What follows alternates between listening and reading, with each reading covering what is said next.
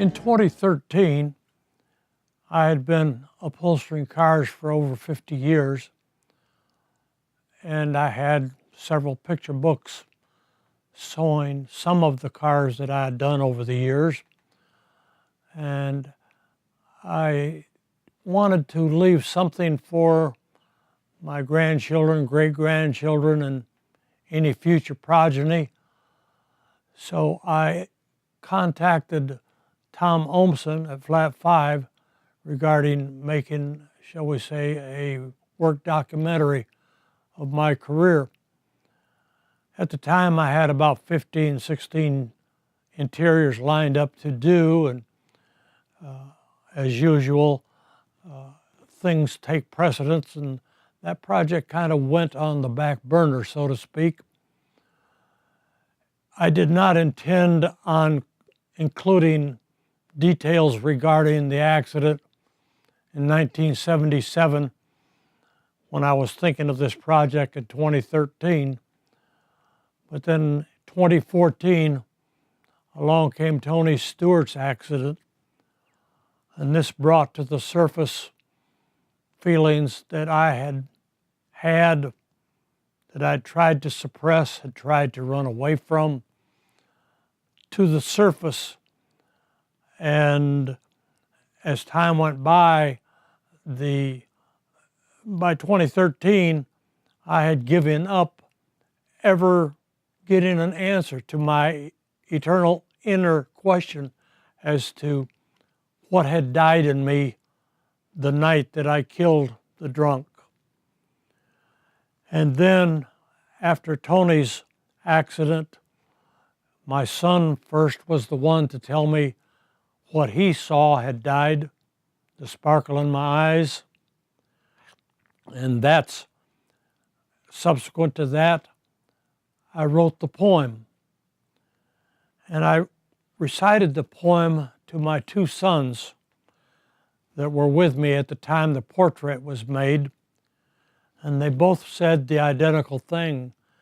Dad, you've got to get that poem published for all these vets that have PTSD.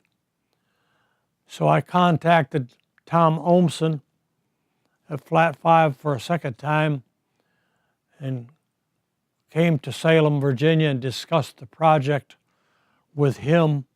And he was the one that expressed the view that what died was the inner child.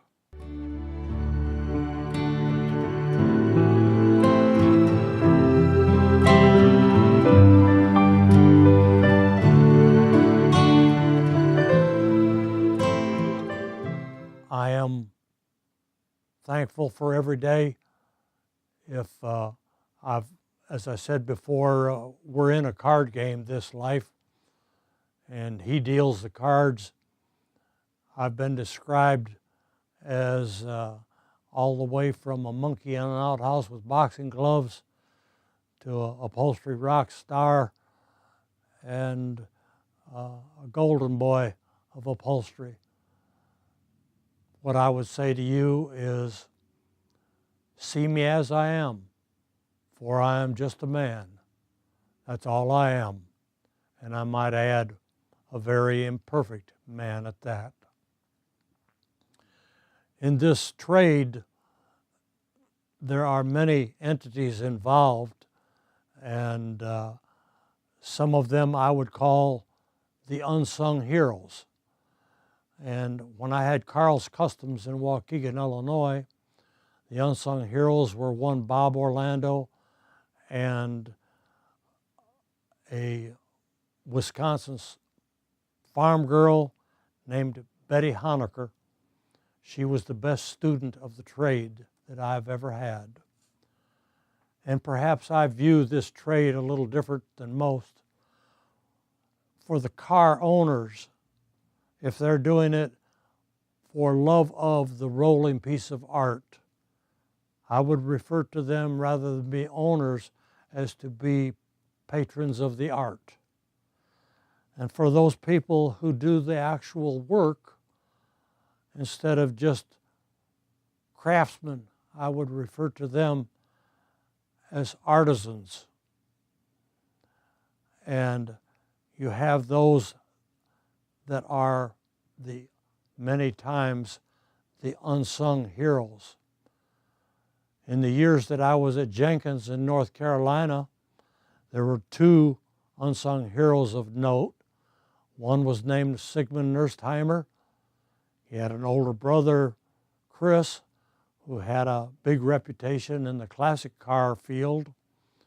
He was the fastest upholsterer I've ever seen.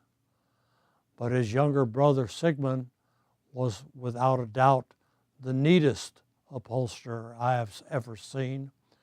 And when it comes to 1950s convertible tops, he was without a doubt the best top installer that I've ever known. When he got done, the top looked like it had been vacuum formed to the car. The other one was a gentleman named Alan Rhodes, third generation upholsterer, the most multi-talented person I've ever met in my lifetime. He is now working out of a home-based shop doing some fine custom work. For the people in the old cars, we like to sit around and talk about the various cars, the various entities involved in the restorations of these rolling pieces of art. And they all contribute all the way. We hear about the great painter. Well, it takes a great body man to make a great painter great. And it goes all the way down to the line to the guy that has a little box with his rags and his cleaners, and he's doing the detail work.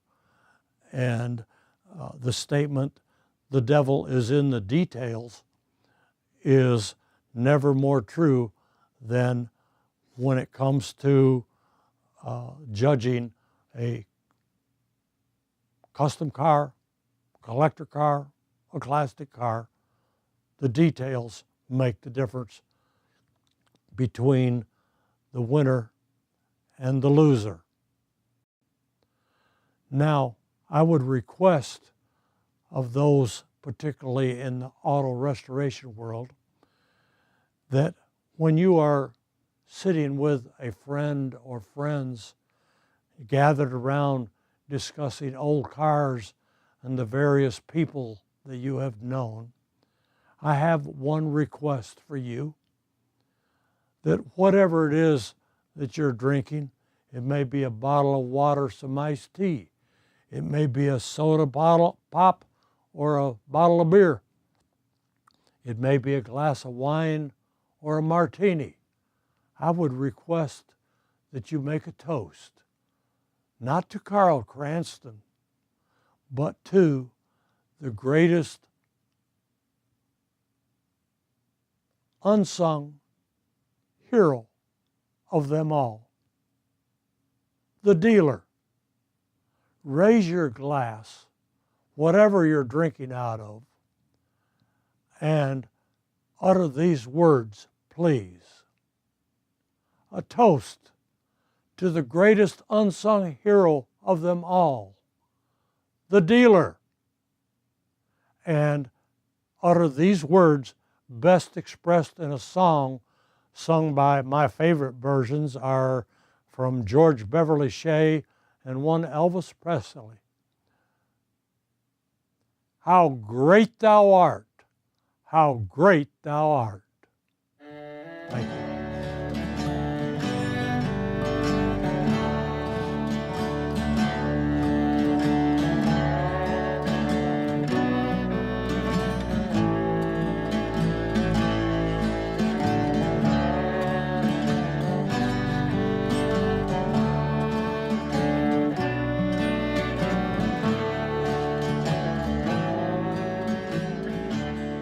I am no longer accepting any jobs from new clients.